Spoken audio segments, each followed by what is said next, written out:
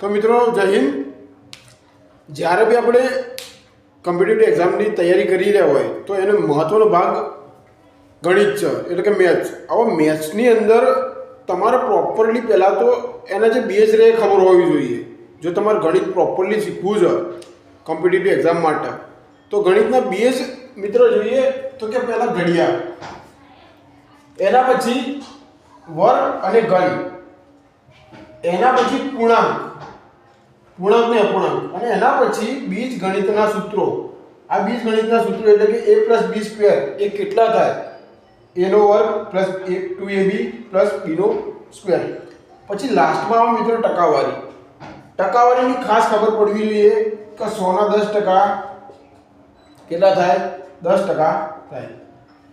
આ મહત્વના 5 પોઈન્ટ છે. જો આ તમને આવડતા હોય ને તો જ તમારે ગણિત શીખવાની શરૂઆત કરી શકાય. આ ના આવડે ને તો તમને ગણિત શીખવું બહુ અઘરું પડી જાય. અને પ્લસ બીજી વસ્તુ, વર્ગ અને ઘન 1 થી લઈને 20 સુધી, બરાબર? વર્ગ અને ઘન 1 થી લઈને 20 સુધી કમ્પ્લીટ કરી દેવા પડે. પછી ઘડિયામાં 1 થી લઈને 22 સુધી, મારા ખ્યાલથી 1 થી લઈને 22 સુધી કમ્પ્લીટ કરી દેવા પડે.